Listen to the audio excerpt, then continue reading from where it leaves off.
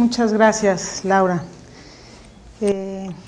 Muchas felicidades por este curso y muchas gracias por el esfuerzo que le has puesto y todo lo que nos has enseñado a los nefrólogos pediatras. Esta tubulopatía por quimioterapia en pacientes con cáncer es una de las líneas de investigación que hemos tomado recientemente en el laboratorio, y realmente ha habido mucho interés porque en nuestro hospital la primera causa de ingreso al hospital es precisamente el cáncer. Tan es así que nos dicen el GIMCAN. Los tratamientos para el cáncer han ido mejorando a lo largo del tiempo y estos pacientes ya muchos de ellos logran curarse del cáncer o entran en remisión y son remitidos a hospitales de adulto, y se ha aumentado mucho el tiempo de supervivencia, pero muchos de ellos quedan con toxicidad relacionada al tratamiento. Se empezó un estudio de ototoxicidad por cisplatino hace unos 4 años, en donde se hacía una farmacovigilancia activa y más o menos 60% de los niños que reciben cisplatino quedan sordos por el tratamiento. Y también puede haber toxicidad a nivel neurológica, o sea, y que es irreversible. Estos pacientes también con mucha frecuencia cursan con alteraciones hidroelectrolíticas durante las quimioterapias. Es muy frecuente la lesión renal aguda y crónica, y se sabe que la incidencia de lesión renal aguda es 3 veces mayor que en otros padecimientos, y entonces ha abierto toda un área dentro de la nefrología que es la onconefrología. En los adultólogos ya incluso hay como cursos cortos solo especializados en el área de onconefrología. Y lo que pasa es que precisamente por el tratamiento y los agentes que se usan, y en ocasiones por los tipos de cáncer que se ven, puede haber muchos problemas. Entre ellos, los que más destacan son la depresión de volumen, la lesión renal aguda, pueden cursar con mielotoxicidad, entonces pueden haber sepsis y choque séptico, los trastornos hidroelectrolíticos y ácido base. Si se someten a radiación en el área renal puede haber nefritis por radiación, las toxicidades de los agentes quimioterapéuticos, más de los antibióticos y los demás medicamentos que reciben. Hay tumores que pueden hacer síndromes de lisis tumoral o tumores que se relacionan con manifestaciones renales o que se relacionan con el tratamiento directamente, que hagan glomerulopatías por el tratamiento.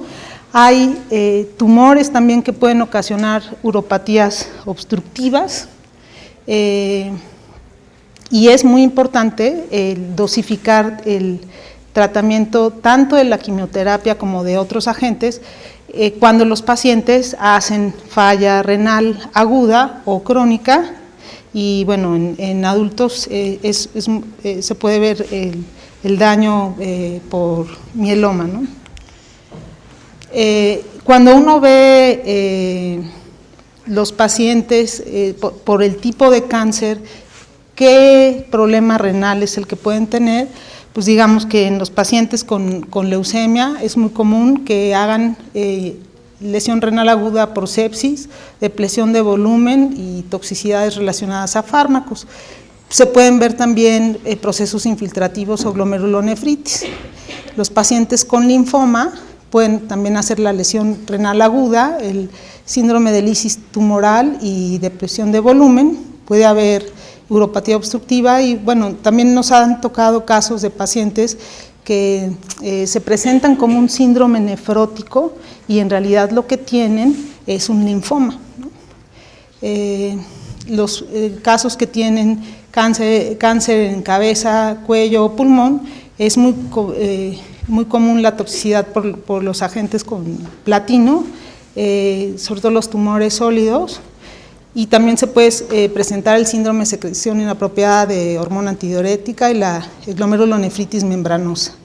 En los que son de genitourinarios es común la uropatía obstructiva y la toxicidad por platino.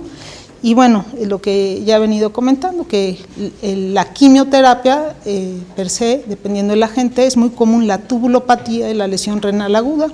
Sobre todo la tubulopatía se ve con cisplatino y fosfamida, ¿no? Pero ya de los nuevos agentes e incluso estos monoclonales que han salido y biológicos, se ha visto que también pueden producir problemas, ¿no? Tubular es lo más común, pero también puede haber problema glomerular, y al hablar de lesiones glomerulares puede haber microangiopatía trombótica, y sobre todo con estos nuevos agentes que son el factor de crecimiento endotelial, o bueno, en este caso mTOR es el sirolimus o inhibidores de calcineurina que nosotros usamos mucho en trasplante, pero que en algunas ocasiones se pueden utilizar también en pacientes con cáncer. Y puede haber daño a podocitos por diferentes agentes también, ¿no? De estos agentes anti-VEGF se ha visto que causan daño renal al endotelio y al podocito, y entonces generan hipertensión, proteinuria, lesión renal aguda y microangiopatía trombótica. Digamos que son de las nuevas terapias que se han ido introduciendo. Y hay que recordar que en el caso de los niños, aunque los nuevos agentes tardan un poquito más en introducirse, generalmente, sobre todo en oncología, hay mucha presión por utilizar los nuevos agentes y prolongar de esta manera la sobrevida.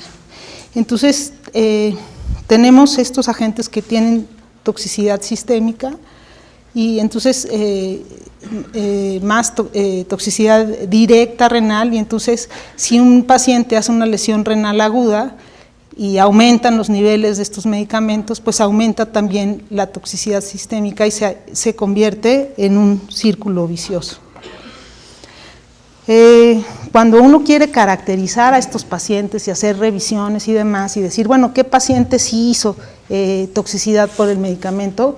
Pues tenemos el problema de las definiciones, y quién hizo lesión renal aguda según qué definición. Recientemente entre los nefrólogos ha habido mucho diálogo para llegar a un consenso y llegar a una definición de lesión renal aguda que todos utilicemos, de manera que podamos comparar unos estudios con otros. Entonces, en esta diapositiva tenemos la definición del rifle adaptado a pediatría, la definición de la red esta de lesión renal aguda y la definición de KDIGO. Son muy parecidas, pero acuérdense que el diablo está en los detalles. Entonces, algunas consideran solamente la disminución de la velocidad de filtración glomerular calculada con la creatinina sérica, que ya hemos visto que la creatinina sérica es en realidad un pésimo marcador de la filtración glomerular, porque mientras más afectada, más secreción tubular hay y se tiene que perder. Pues eso lo hemos visto en nuestros pacientes donadores de riñón, que se les quita 50% de su masa renal y la creatinina sérica se eleva 0.2 décimas unos días y luego vuelve al valor normal. Entonces, es un mal marcador. Y si a eso le agregamos que en México muchísimos laboratorios no están validados con IDMS, es decir, que su creatinina esté calibrada con los estándares internacionales, entonces es difícil comparar la creatinina de un centro con el del otro centro. Otros hacen la definición por el gasto urinario, pero si les acabo de decir que la lesión por quimioterapia muchas veces es tubulopatía, en vez de reducción de gasto urinario, estos pacientes hacen poliuria, entonces es un problema considerar solamente la reducción de gasto urinario, pero es lo que tenemos, ¿no? Hasta que se validen nuevos biomarcadores, de los cuales hablaré un poquito más adelante.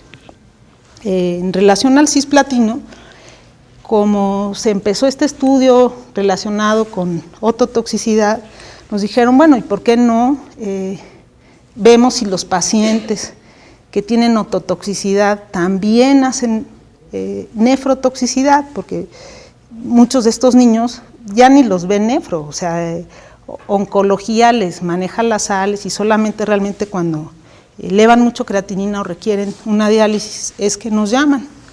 Pero sabemos que el cisplatino es un agente alquilante que se va a unir al DNA y va a evitar, bueno, la replicación de DNA, y de esta manera es como ejerce su efecto antitumoral. Pero por otro lado también tiene un efecto, digamos, de daño directo, porque entra a las células tubulares renales, produce daño vascular e isquemia renal, y hay inflamación y disminuye la filtración glomerular. Se transporta dentro de la célula por este transportador de cationes orgánicos que es el OCT2, y sabemos que ahí puede dañar tanto el retículo endotelio e inducir apoptosis, ¿no? Y tiene también un daño mitocondrial importante, ¿no? Algo que también es importante saber es que estos agentes finalmente es un platino, es un metal. Hay estudios a 20 años en pacientes que ya completaron su quimioterapia y sigue habiendo cisplatino en circulación. Entonces, ¿cuánto tiempo dura el daño? Pues está el daño agudo, más está el daño, digamos, crónico del agente. Y hablando de nefrotoxicidad, ha habido pues mucho al respecto, ¿no? Pero recientemente sabemos que este receptor cloto, que hemos visto en pláticas previas que está relacionado con la acción del FGF23, está implicado en la nefrotoxicidad por cisplatino, y en animales que carecen de una de las copias del gen, que serían estos de acá, se expresan más los marcadores de apoptosis que en aquellos que son salvajes, o sea que tienen las dos copias normales, y aquellos que por una modificación transgénica hacen que se exprese más este receptor de cloto, tienen menos nefrotoxicidad. Entonces, se sabe que este cloto hace que el OCT2 disminuya la captación de cisplatino adentro de la célula, y también tiene un efecto antiapoptótico directo.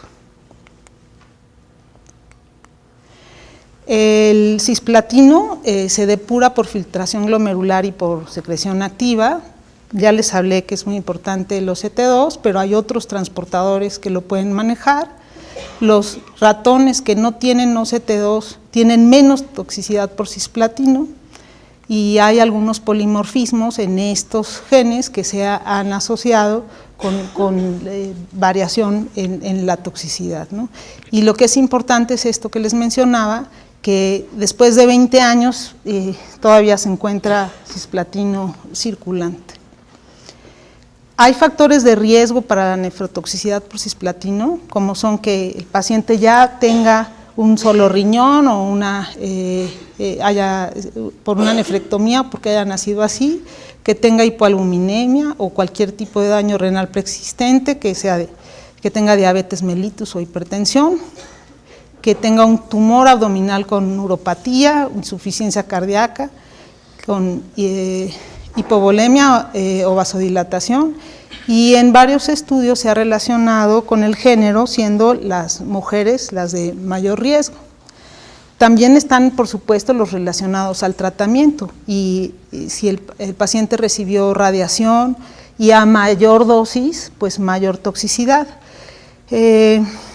Justamente, bueno, ahora estamos viendo que también el tipo de infusión puede estar relacionado a la toxicidad, tanto a la autotoxicidad como a la nefrotoxicidad, pero eso todavía no ha sido publicado, pero sí se ha visto que los pacientes que reciben la quimioterapia fraccionada en varios días hacen menos ototoxicidad que aquellos, aunque reciban finalmente la misma dosis y tengan los polimorfismos similares que aquellos a los que se ingresan, como se hace muchas veces, y en un solo día se les pasa toda la dosis de cisplatino y regresan al mes por su siguiente dosis, ¿no? Esta nefrotoxicidad generalmente se manifiesta por trastornos electrolíticos y lo que característicamente se describe es la hipomagnesemia. Se define como hipomagnesemia cuando disminuye de 1.5 miligramos por decilitro y esta es grave cuando es menor de 1. Generalmente se ve en los primeros 10 días después de la infusión, pero la hipomagnesemia puede durar meses o años. Y muchos protocolos, según pues, la institución, pueden incluir administración de magnesio profiláctica. También puede haber hipofosfatemia, hipocalemia, hipocalcemia, hiponatremia, y esto se definen pues, por los valores menores a los recomendados para la edad. Es una causa de acidosis tubular renal, pues es toxicidad directa al túbulo, y da acidosis metabólica hiperclorémica con brecha aniónica normal y puede ser proximal o distal. Puede dar proteinuria y glucosuria, que se define como glucosa en orina con normoglucemia. Aquí con la glucosuria hay que tener cuidado porque muchas veces a estos pacientes durante la hiperhidratación les ponen soluciones glucosadas y esteroides que pueden favorecer hiperglicemia y entonces glucosuria, ¿no? Y también puede, como ya mencionamos, disminuir la tasa de filtración glomerular, elevando la creatinina. Ya mencionamos que la creatinina es un marcador endógeno de la filtración glomerular. Para hacer el cálculo de la filtración glomerular, pues hay un montón de fórmulas y luego cada quien saca la suya, ¿no? Ya dijimos también que hay muchas definiciones de lesión renal aguda, aunque ya hemos tratado de llegar a un consenso, y también cómo definimos la lesión, el daño renal crónico. Y está muchísimo el interés de ver cómo funcionan estos biomarcadores tempranos. Se ha propuesto esta lipocalina asociada a la gelatinasa del neutrófilo, N-gal, y la molécula de daño renal 1, el KIM1, como biomarcadores de daño renal temprano, y ustedes lo van a ver no solamente para toxicidades por medicamentos, sino en casos de rechazo, en casos, o sea, cuando se quiere diagnosticar daño renal temprano, estos biomarcadores se elevan antes que la creatinina, pero en realidad valores por grupos de edad pediátrica no existen en la literatura, ni tampoco se ha caracterizado cómo se comportan después de las infusiones de cisplatino en los niños. Pero definitivamente pudieran ser de utilidad. Trabajando con la red esta canadiense de farmacogenética, se hizo un consenso para definir la nefrotoxicidad por cisplatino e ifosfamida, considerando estos grados con esta definición. O sea, está la función renal normal. Grado 1 es cuando ya hay alteraciones solamente en la tira reactiva de orina, que puede haber proteinuria o glucosuria con normoglicemia. El grado 2 es cuando existe el ego es anormal y o hay trastornos electrolíticos asintomáticos, así de abierto se dejó. El grado 3 es la necesidad de dar un aporte de electrolitos menor de 3 meses con un aumento de creatinina de 1.5 a 1.9 veces del valor normal, esto tomado de la definición de lesión renal aguda. El grado 4, cuando el aumento en la creatinina sérica es de 2 a 2.9 o que se da el tratamiento por más de 3 meses, y el grado 5 es cuando el paciente requiere ya terapia de reemplazo renal. Con estos pacientes que habían sido incluidos en el estudio prospectivo de ototoxicidad, el doctor Clímaco Jiménez, que se gradúa de nefrólogo la próxima semana, hizo la revisión retrospectiva de si habían hecho nefrotoxicidad. Y el objetivo de este trabajo, bueno, se fue sobre estos expedientes que se habían enviado las muestras a Canadá. El objetivo era ver cuál era la prevalencia y la severidad de la nefrotoxicidad por cisplatino y ver si esta nefrotoxicidad tenía algún impacto en el niño, sobre todo en este caso evaluamos el crecimiento. Entonces se incluyeron 54 niños, tomamos los valores de peso, de talla, la creatinina, los electrolitos séricos en cada ciclo de cisplatino y después de 12 meses del tratamiento. Como en estos chicos no siempre había lo del examen de orina en cada ciclo, pues de la definición que les di previamente, pues eliminamos ese rubro y nos quedamos solamente con estos grados de nefrotoxicidad, siendo el 0 la función renal normal y el 4 cuando requirieron terapia de reemplazo renal. Aquí es importante señalar que muchos pacientes cursan con alteraciones electrolíticas asintomáticas y la verdad es que no los tratan, ¿no? Si el paciente no se queja, pues no los tratan. De estos 54, 41 tuvieron datos de nefrotoxicidad, y 13 no tuvieron nefrotoxicidad. Aquí pueden ver la distribución. En nuestro caso hubo un predominio de hombres. Y lo que sí vimos es que los pacientes con nefrotoxicidad en general tuvieron mayor cantidad de otros tumores diferentes a tumores germinales. Y tiene sentido porque, por ejemplo, los esquemas de tratamiento para osteosarcoma y eso suelen ser más agresivos que para un tumor germinal. Los pacientes fueron más jóvenes y la dosis por cisplatino fue mayor. Entonces esto está, si lo graficamos, en realidad es un 76% de los pacientes hacen nefrotoxicidad. Cuando fuimos a ver la talla y el peso, aquí tenemos que los pacientes que no tienen nefrotoxicidad, pues mantienen el ritmo de crecimiento, el Z-score es muy similar cuando reciben la primera dosis que a los 12 meses, mientras que los que tienen nefrotoxicidad grado 1 y grado 2 no crecen. El grado 1 son aquellos que no recibieron tratamiento, o sea, que tuvieron las alteraciones electrolíticas y nunca recibieron tratamiento.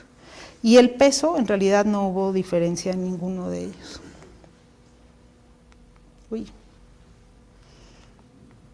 Luego, lo que se vio, es que los niveles de magnesio a los 12 meses se relacionaron con la dosis de cisplatino. Entonces, tuvieron una relación inversa significativa.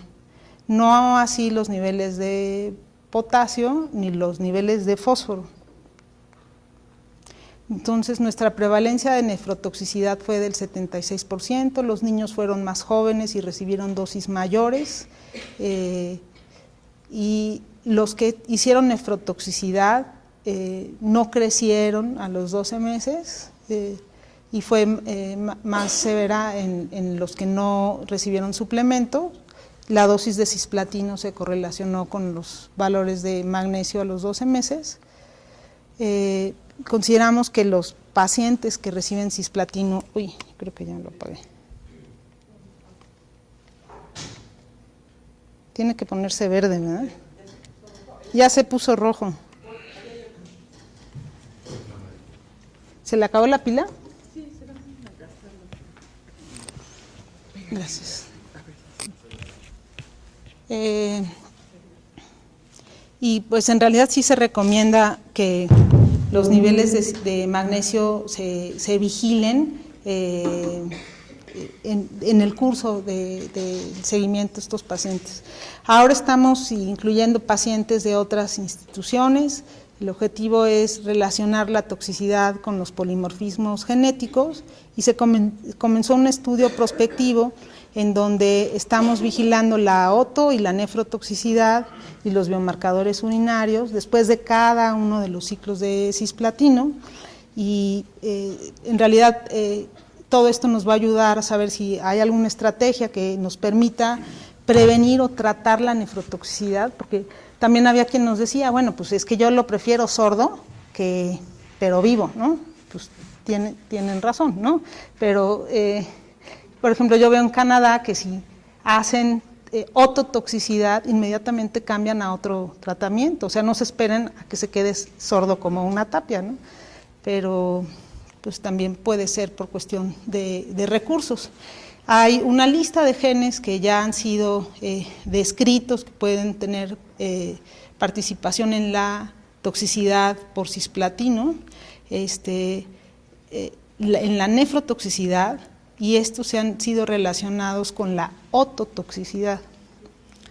Y de los que hicimos en un primer análisis con estos pacientes, pues sí vimos que se replican en tres de estos genes, pero estamos incluyendo ahora pacientes del Centro Médico Nacional con el doctor Rodolfo Rivas, y pues está pendiente hacer el análisis de los, primero validar lo que ya ha sido reportado, luego ver lo que se ha reportado para otras toxicidades, y después se hace un análisis para ver si de todos los polimorfismos, porque corren un chip que da 5,000 casi polimorfismos, si se detecta alguno nuevo que se asocie con el fenotipo que uno está buscando. No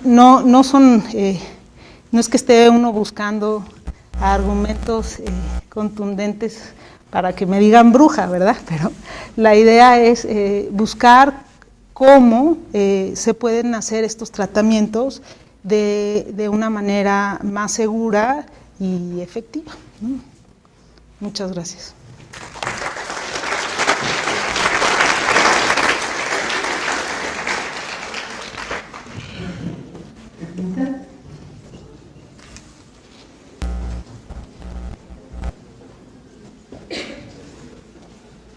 Gracias. Con poca frecuencia tenemos la asociación de niños con cáncer, principalmente el linfoma y síndrome nefrótico. Pero sí los hemos tenido. Ahora eso sí. Permítanme un segundo, voy a...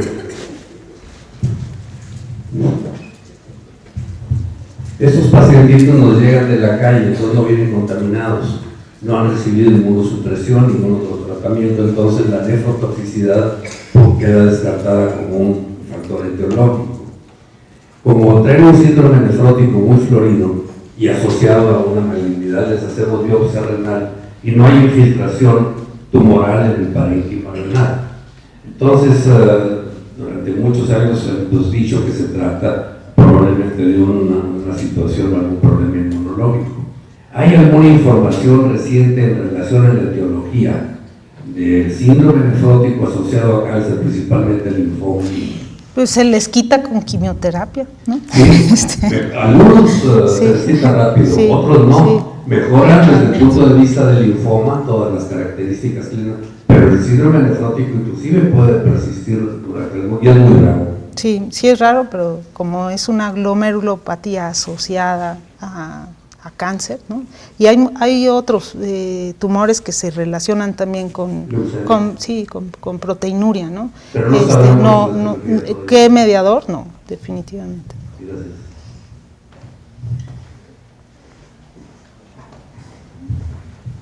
Mara, has hablado de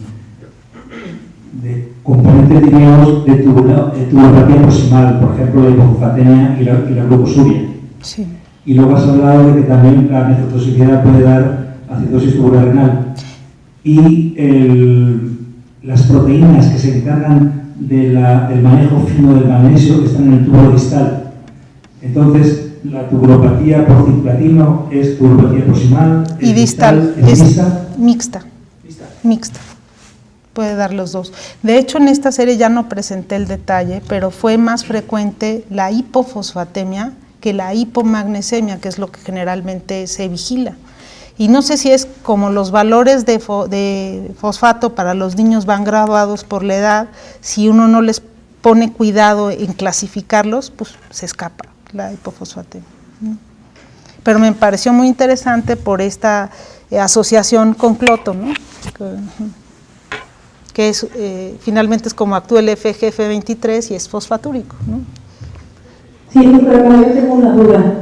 Bueno, parte de la que ya preguntó el doctor, ¿qué tan frecuente vieron ustedes afectación que requieran aportar bicarbonato, que requieran aportar dosis altas de fosfato a largo tiempo? ¿Cuántos de esos 54 niños tuvieron la afectación? Si ven en la clasificación, o sea, la mayoría fueron ya de grados 2 y 3, ¿no? Grado 1 es aquellos que son alteraciones asintomáticas, que pues son asintomáticas, pero ya lo tienen bioquímico, y estos pacientes los ve el oncólogo, y el oncólogo generalmente va por otras toxicidades, y se fija en la creatinina y en el magnesio menor de 1.5, o sea, no, como que ahí, bueno, ahora estamos un poquito más conscientes porque como se están haciendo en forma prospectiva, estamos encima de los niños, pero generalmente no los mandan al nefrólogo y no les dan tratamiento. No, lo estamos midiendo, en estos no, esto es puro sérico retrospectivo, estos que yo presenté, en los que ahorita llevamos 25 niños que se están haciendo en forma prospectiva y estamos midiendo las excreciones después con cada ciclo, ¿no? Sí, le digo porque tenemos mucho paciente oncológico aquí en la pediatría. La complicación inicial es, llegan los niños y se perhidratan, y es cuando toman laboratorios ya empezaron a vomitar porque ya están con los primeros ciclos de quimio, no comen nada, entonces realmente nos queda la duda si están tirándolo desde que dijeron te voy a poner cistatino, o si ya están empezando con un efecto muy temprano en los primeros días de la primera. Pero, ¿no? Como dice usted, no les toman creatininas, no les toman magnesios, de repente nos los dan de alta antes de que demos la receta por el suplemento. Esa parte es la que cuesta un poquito de trabajo, como lo dicen, ¿no? Les da la quimio, los dan de alta, porque no quieren que se infecten y falta ver como el estado estable de la dosis que estoy dando oral, de lo que les estuve pasando y ver para seguir esto, ¿no? Y realmente nos ha costado trabajo identificar bien cuántas tubulopatías tenemos, porque muchas veces ya están en prehidratación, con diurético, con carbonato, ya están con alteraciones y salen diferentes cifras en uno y otro momento de las personas afectadas en nuestros chicos, ¿no? Nos está costando mucho trabajo identificar quién sí, digo, por cifra de magnesio sí tenemos muchos, pero por la situación de que sea, porque están en el estado idóneo, por magnesio no se ven muy altas muchos de ellos, y sí es magnesio lo que más vemos, aunque también tenemos un grupo grande de fosfato, bicarbonato y todo, magnesio, ¿no? Sí, hacen. Y proteinuria también, o sea, sí tenemos algunos con una afectación muy intensa. Realmente números no nos hemos podido sentar porque nos cuesta trabajo identificar esta parte o programar que con la VH te le van a tomar un momento sérico y veamos en qué estado llega su siguiente ciclo de quimio, ¿no? Claro. Digo, si va a ser un trabajo en asociación con Rodolfo y se van a poder tratar los pacientes, pues bien, nada más la situación sería como con el equipo de oncología del hospital, precisar bien ese detalle de la toma de muestras. Con Rodolfo estamos en el retrospectivo, o sea, él nos va a dar los que metió para el prospectivo de ototoxicidad. El prospectivo es un lío, porque hay que estar ahí cuando al niño le van a poner la quimioterapia y después al día siguiente ir a colectar la muestra, o sea, sí es mucho trabajo y hay que estar encima, ¿no? Gracias. ¿Alguien más? ¿Una pregunta? ¿Tenemos tiempo? Nada más. Aparte del cisplatino, ¿tienen algún otro protocolo con algún otro quimioterapéutico? Sí, hay otro con las antraciclinas, pero esas sobre todo se ha descrito que dan más cardiotoxicidad, aunque se sabe que también pueden dar daño podocitario, pero con lo que es típico de las antraciclinas es la cardiotoxicidad. Una pregunta más, ¿y esta parte de la valoración de la afectación del peso y la talla en un niño oncológico asociada a la fototoxicidad, como para controlar otros factores como el nutricio, las náuseas y demás, están haciendo algo con el equipo de nutrición para ver los aportes o alguna situación? Aquí es difícil distinguir realmente, porque no, o sea, sabemos que el peso no hay diferencia, pero en la talla sí tenemos el dato de la nefrotoxicidad, entonces, pero en realidad es inferido. En el protocolo prospectivo, donde los niños están viendo periódicamente, pues ahí sí podemos realmente saber qué es lo que está pasando con ellos, ¿no? Entonces se aclarará este punto que sí es bien importante, pero sabemos que los pacientes con cáncer sí tienen problema óseo a largo plazo, ¿no? Y pues pudiera ser una de las explicaciones el uso de agentes con platino. La situación está si en realidad dar el aporte a tiempo mejora, ¿no? Y tenerlos corregidos mejora, ¿no? Bueno, vamos a continuar. Gracias.